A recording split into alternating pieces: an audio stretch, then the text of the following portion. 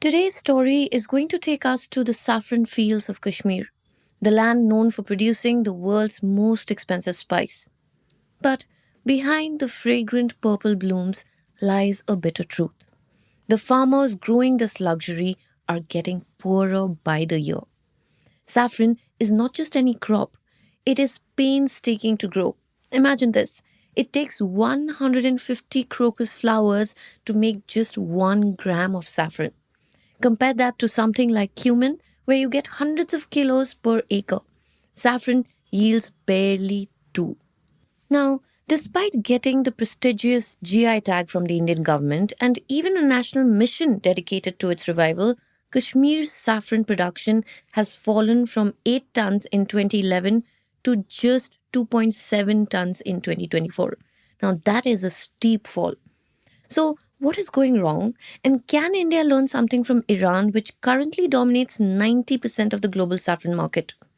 Our reporters Mehroob, Mushtaq, and Numan Bhat traveled deep into the saffron country. They met the farmers, walked the fields, and came back with a story that is rich in details, visuals, and hard truths. So today, instead of our regular programming, I'm going to do something different.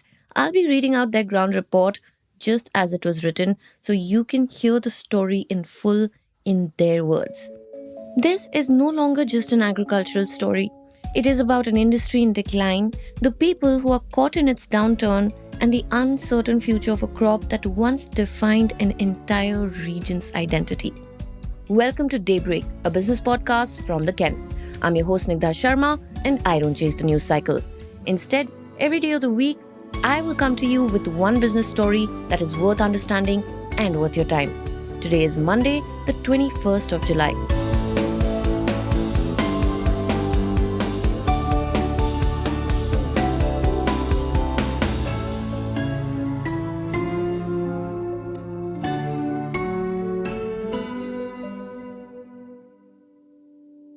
Under the shadow of the great Himalayas, Muhammad Yusuf stares at his saffron fields in quiet desperation.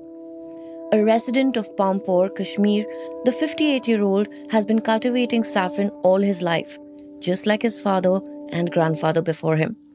But if things continue as they are, he knows the future generations may never see what he is seeing. This land and its purple flowers once gave us pride. They meant everything to our family. Now the bloom is fading, and so is our hope, he said, glancing at the dry, cracked patches where saffron once grew so abundantly that it hid the ground beneath. It is a lament echoed by farmers across Kashmir's saffron belt, spanning Pulwama and Budgam districts, and justifiably so. In 2024, Kashmir's total saffron production was 2.7 tons, about two-thirds down from 8 tons in 2011.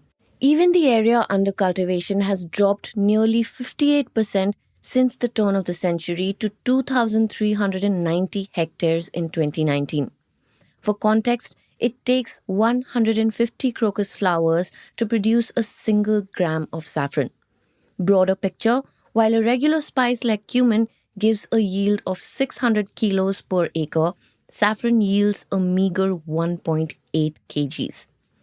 We used to get a few kilograms of saffron from our 14-acre field. This season, we barely got 150 grams, said Ali Muhammad Reshi, a 60-year-old farmer from the town of Crew, not far from Pampore. The heat, dust from cement factories, and poor irrigation destroyed everything. Climate change has undoubtedly ravaged Kashmir's saffron fields with rising temperatures and uneven rainfall. But that is just one piece of the puzzle. The bigger failures lie in India's inability to build a sustainable economy around Kashmir's red gold the way it did with, say, tea or cardamom. And here's the truth. Saffron is one of the most expensive spices in the world, and its price is only increasing. Kashmiri saffron costs about 1500 rupees per 10 grams today, compared to 800 rupees a decade ago. But none of these gains have passed on to the farmers who cultivate it, and therein lies the mystery.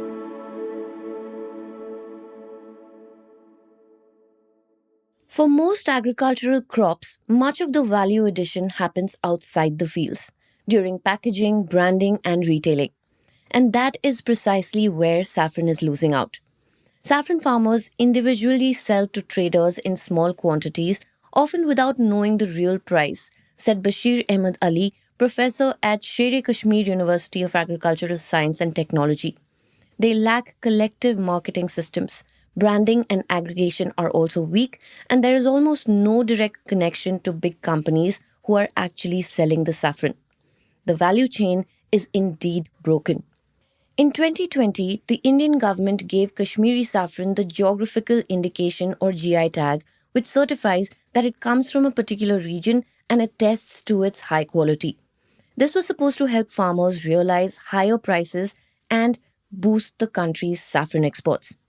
In reality, Kashmiri saffron continues to suffer from rampant adulteration and is often undercut by cheap imports from Iran.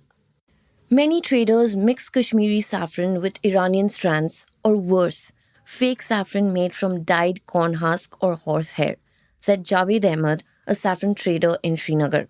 This kills the trust of buyers. Without certification and quality enforcement, we are ruining our own market.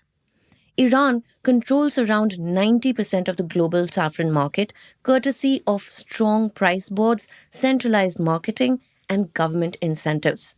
Ultimately, it seems unreasonable to expect global consumers to trust Kashmiri saffron when Indian brands themselves do not. Kashmiri saffron is not available consistently. So much of our demand is met through Iranian imports, said a sourcing executive at food company Everest Spices. Even then, demand is limited. Trading volumes are quite low, and its use case is limited to select premium products or festive packs, added the executive. A pack of Everest saffron made up of zero point 0.5 grams costs 200 rupees. A procurement manager at Rasayanam, a direct to consumer brand that sells wellness products, concurred that saffron has high margins, but it is not something every household buys. For younger consumers, it is not a part of regular cooking at all. We sell it more as a part of nutraceuticals than as a daily spice, he said. Even the National Saffron Mission, launched by the Indian government in 2010 with much fanfare, has shriveled to just another broken promise. With a total outlay of over 400 crore rupees, the mission aimed to bolster saffron production in Kashmir with the help of better irrigation, modern labs, and branding support. Instead, it was plagued with complaints of large scale corruption, and its impact on the ground remained limited.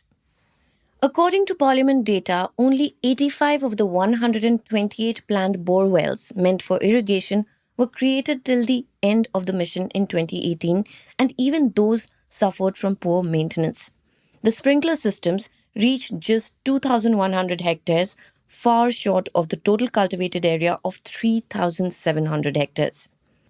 This borewell worked only for one season. We called the authorities many times, but they never fixed it, said Muhammad Arfat Ghani, 27 years old, standing beside his dried up borewell, barely visible under the weeds. At the end of the day, the mission lacked dedicated follow up. They brought machines, but no one trained the farmers. This season's poor harvest is proof that we focused on tools and not the systems, said Irfan Hashim, a senior researcher at Researchers Bridge. Throughout history, saffron has been sought as a source of luxury, even opulence. In Greek mythology, the king of god, Zeus, sometimes slept on a bed of saffron. Closer home, the star-crossed lovers, the king of Kashmir in the 16th century, Yusuf Shah, and poetess Zuni, first met in a blossoming saffron field on a moonlit night. But the environment is fast turning hostile to Kashmiri saffron. Rising temperatures, coupled with pollution from the growing cement industry in the valley, has threatened the region's already precarious saffron economy. Falling yields aside, it affects the quality of the little saffron that does grow, whose taste depends on a precise triad of rainfall, temperature, and soil. In light of this, a small group of scientists and farmers are experimenting with an alternative: indoor saffron farming using LED lights and vertical grow trays. And the results have been promising. With no dust, no heat, and no porcupines, the flowers are very healthy.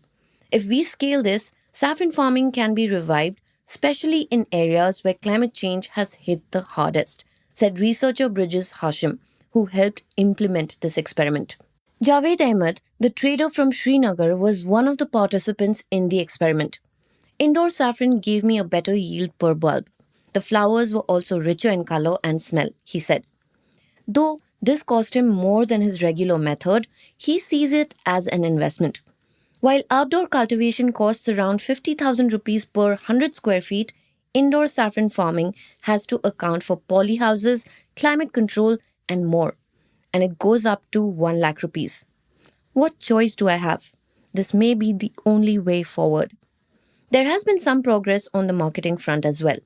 The India International Kashmir Saffron Trading Centre, set up by the government in Pampore in 2018 and now run by Kashmir's Agriculture Department, has finally introduced technology to this ancient spice. It helps farmers with automated drying, grading, and e-auctions.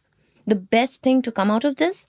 Kashmiri farmers now get direct market access for their saffron. This season, we handled more than 500 kilos of saffron and most of it was graded Category 1, said the centre's technical officer, who did not want to be named as he was not authorized to speak to the media. Farmers who sold here earned 1400 to 1600 per 10 grams. No middleman involved.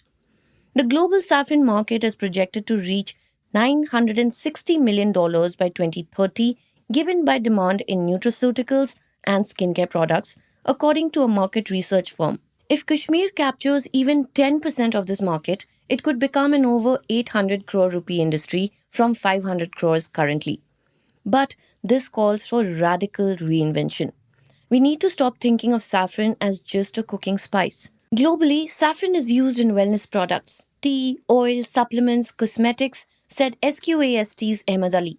If we want to create a Dabur-like brand from Kashmir, we will need investment, farmer cooperatives, and strict quality controls.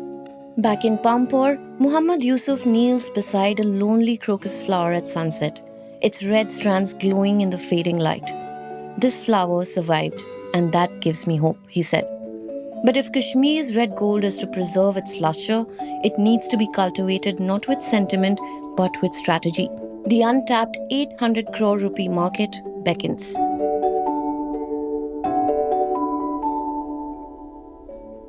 Daybreak is produced from the newsroom of The Ken, India's first subscriber-focused business news platform.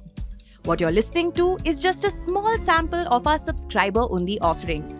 A full subscription unlocks daily long-form feature stories, newsletters, and podcast extras. To subscribe, head to theken.com and click on the red subscribe button on top of the Ken website. Today's episode was hosted by Snigdha Sharma and edited by Rajiv CN.